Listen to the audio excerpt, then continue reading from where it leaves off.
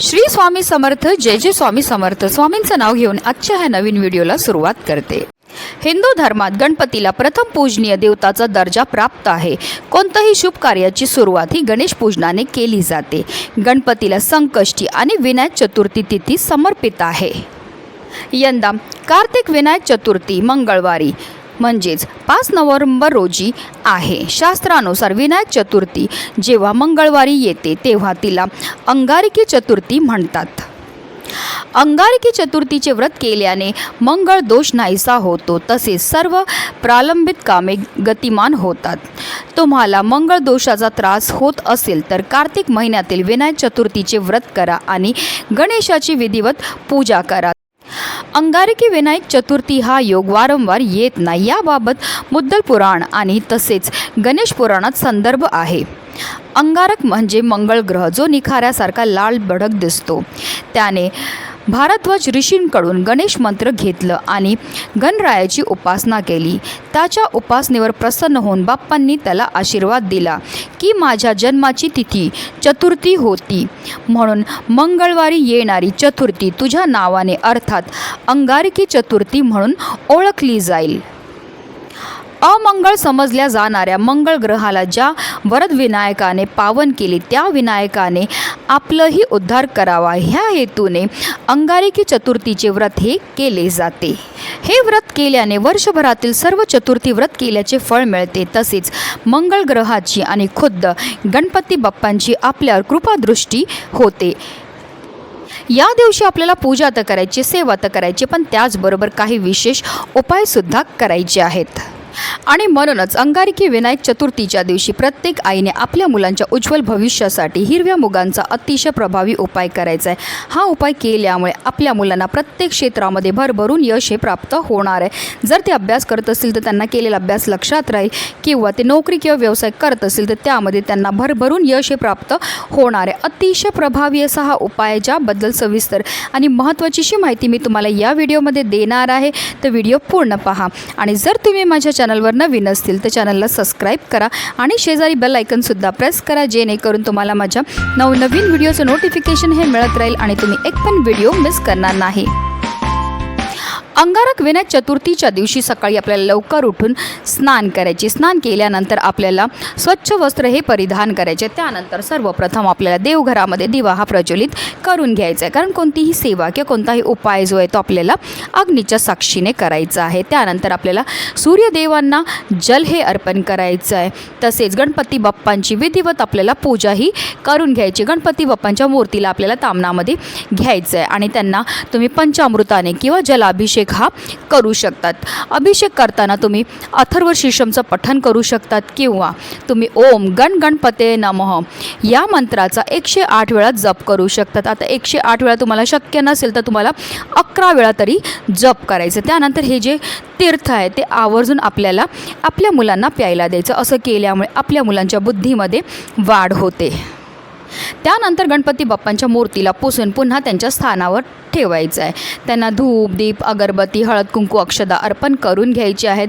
त्यांना लाल जास्वंदीचं फूल अतिशय प्रिय ते अर्पण करायचं. त्याचबरोबर त्यांना 21 दुर्वांची जुडी ही अर्पण करायची. ही जुडी अर्पण करताना आपल्याला आपल्या मनातली इच्छा बोलून गणपती बाप्पांच्या मस्तकावर किंवा त्यांच्या हातामध्ये ही जुडी जी आहे ती अर्पण करायची. तसेच त्यांना नैवेद्य आपल्याला दाखवायचं. तुम्ही मोदकाचा नैवेद्य दाखवू शकतात किंवा गुळ खोबऱ्याचा नैवेद्य दाखवला तरीही चालणार आहे. त्याचबरोबर या दिवशी आवर्जून आपल्या मुलांकडनं सुद्धा आपल्याला काही सेवा ह्या करून घ्यायच्यात. आपल्या मुलांच्या हाताने आपल्याला मुलांना गणपती बाप्पांना जास्वंदाचं फूल तसेच दुर्वाची जुडी जी आहे ती अर्पण करायला लावायचे. त्याचबरोबर मुलांकडनं तुम्ही जर मुलं मोठी असतील तर त्यांच्याकडनं गणपती अथर्व शीर्षमचं पठण करून घ्यायचं आहे. आता मुलं लहान आहेत तर तुम्ही म्हणा त्यांनी श्रवण केलं तरीही चालणार आहे. त्याचबरोबर त्यांच्याकडनं तुम्हाला ओम गण गणपते नमः किंवा ओम श्रीविघ्न हरताय नमः या मंत्राचा जपसुद्धा करून घ्यायचा आहे. तर या सर्व सेवा ज्या आहेत तुम्हाला सकाळीच करून घ्यायच्या आहेत. आता हा उपाय आपल्याला कधी करायचा आहे तर हा उपाय आपल्याला अंगारकी विनायक चतुर्थीच्या दिवशी संध्याकाळी 6 वाजल्यापासून तुम्ही अगदी रात्री 12 वाजेपर्यंतसुद्धा करू शकता. आता हा उपाय आपल्याला का करायचा? जर आपली मुलं वारंवार आजारी पडत असतील, चिडचिड करत असतील, हट्टीपणा करत असतील, त्यांना केलेला अभ्यास लक्षात राहत नसेल किंवा आपली मुलं खूप शिकलेली आहेत पण त्यांना मनासारखी नोकरी प्राप्त होत नसेल, मुलांच्या विवाह जुळण्यामध्ये समस्या येत असतील, संतान प्राप्तीमध्ये समस्या येत असतील, तर आवर्जून प्रत्येक आईने आपल्या मुलांकरता हा उपाय जो आहे तो करायचा आहे. तसेच तुमची मुलं शिक्षणानिमित्त किंवा नोकरीनिमित्त बाहेरगावी राहत असतील तर हा उपाय कसा करायचा ते सुद्धा पुढे व्हिडिओमध्ये मी तुम्हाला सांगणार आहे. तर ह्या उपायाकरता आपल्याला 108 हिरवे मूग लागणार आहेत. जे हिरवे मूग आपण घेणार ते आपल्याला व्यवस्थित पाहून घ्यायचे, ते अखंड असावे, कुठेही तुटलेले फुटलेले किंवा खराब झालेले नसावे. तर हे हिरवे मूग जे आहेत ते आपल्याला एका वाटीमध्ये घेऊन घ्यायचे आहेत. आता जर तुम्हाला एक मुलगा असेल तर तुम्हाला एक हिरव्या रंगाचा कपडा लागणार आहे, त्याचबरोबर 108 हिरव्या मुगाचे दाणे लागणार आहेत. आता तुम्हाला 2 मुलं असतील तर तुम्हाला 2 हिरव्या रंगाचे कपडे लागणार, तसेच 2 वाट्या तुम्हाला 108 हिरव्या मुगाचे घ्यायचे आहेत. एका मुलाकरता वापरलेल्या वस्तू दुसऱ्या मुलाकरता तुम्हाला अजिबात वापरता येणार नाही. हा उपाय सुरू करायच्या अगोदर सर्वप्रथम आपल्याला देवघरामध्ये दिवा हा प्रज्वलित करून घ्यायचा आहे, कारण कोणतीही सेवा किंवा कोणताही उपाय जो आहे तो आपल्याला अग्नीच्या साक्षीने करायचा आहे. त्यानंतर आपल्याला गणपती बाप्पांना हळद कुंकू लावून घ्यायचे, तसेच स्वतःला सुद्धा आपल्याला हळद कुंकू लावून घ्यायचं आहे. हा संपूर्ण उपाय जो आहे तो आपण देवघरामध्ये बसूनच करणार आहे. तर आपल्याला काय करायचं, जो हिरव्या रंगाचा कपडा आपण घेतलेला आहे तो आपल्याला गणपती बाप्पांसमोर ठेवायचा आणि जे 108 हिरवे मूग आहेत ते आपल्याला एका वाटीमध्ये घेऊन देवघरामध्ये आसन घेऊन आपल्याला बसायचं आहे. आता त्या वाटीतला हिरवा मूग एक आपल्या उजव्या हातामध्ये घ्यायचा आहे. ओम गण गणपते नमः या मंत्राचा जप करायचा आहे, आपल्या मनातली इच्छा बोलायची आहे आणि त्यानंतर हा जो मुगाचा दाणा आहे तो गणपती बाप्पांसमोर जो आपण हिरव्या रंगाचा कपडा ठेवला आहे त्यावर अर्पण करायचं आहे.